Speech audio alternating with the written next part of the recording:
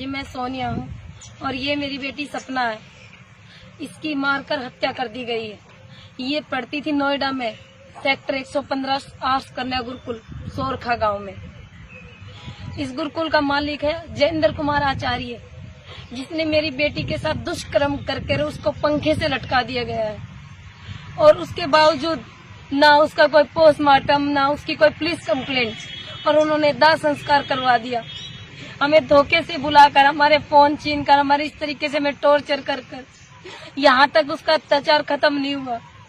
उसके बावजूद हमने ऐसे तैसे करके कंप्लेंट तो कर दी है। 302 का मुकदमा भी दर्ज हो गया है, पर वो अब तक गिरफ्तार नहीं हो रहा है।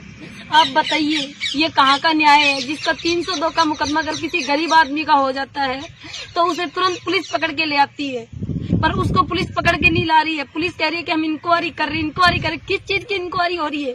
मेरी बेटी का अंतिम संस्कार कर चुके हैं, वो उसकी चीजें को जला चुके हैं, उसकी चीजों को फेंक चुके हैं।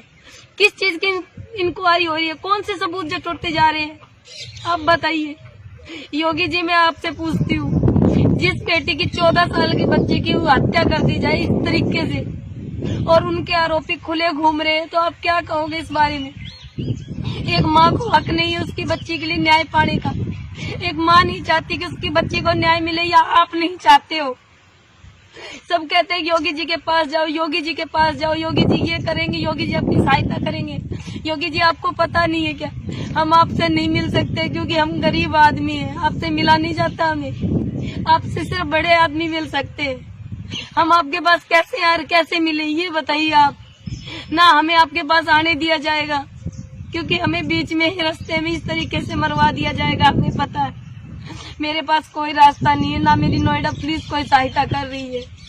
मैं योगी जी से सिर्फ यही प्रार्थना करती कि मेरी बच्ची के केस में सीबीआई जांच बैठाई जाए, और मेरे को सीबीआई जांच के लिए आप करवाइए मेरी सहायता, क्योंकि मेरे पास पैसे नहीं है कि मैं सीबीआई जांच कर सकूं। मैं एक गरीब परिवार से हूँ और मेरे सर पे भी कोई नहीं है सिवाय मेरे 3 बच्चे, और इनमें से भी भगवान ने एक छीन ली मेरे पास।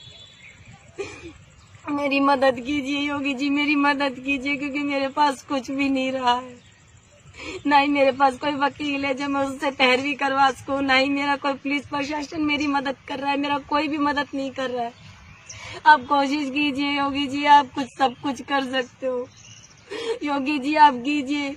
मैं आम जनता से पूछती हूँ, अगर किसी बच्ची के साथ ये सब हो जाए तो आप क्या करोगे? कभी सुना है कि पुलिस अधिकारी की बच्ची के साथ ये हुआ है? कभी नहीं। किसी मंत्री की बच्ची के साथ ये हुआ है? नहीं। पर किसी गरीब की बच्ची के साथ ये हुआ, ये होता है, हर बार हो रहा है। पिछले दिनों निर्भया के साथ ये हुआ था, उसकी माँ दर-बदर भटक रही थी।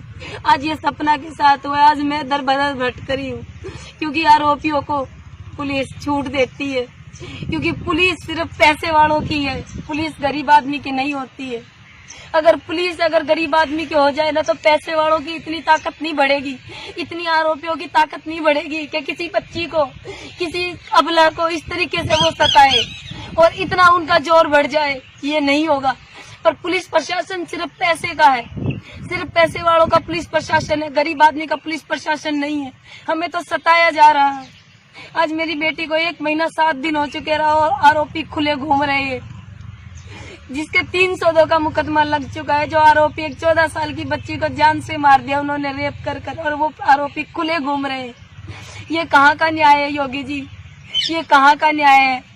अगर आप इस बच्ची के लिए कुछ करना चाहते हैं, अगर इसकी सच्चाई जानना चाहते हैं, तो सीबीआई जांच बैठाइए योगी जी, सीबीआई जांच बैठाइए। जब ही मेरी बच्ची की सारी से न्याय मिल पाएगा, उन 200 बच्चियों को न्याय मिल पाएगा। वहाँ पर 200 बच्ची और भी है, उनको भी कल हो सकता है। फिर अगले दिन एक माँ और खड़ी मिलेगी, अगर आपने अभी कोई कदम नहीं उठाया तो।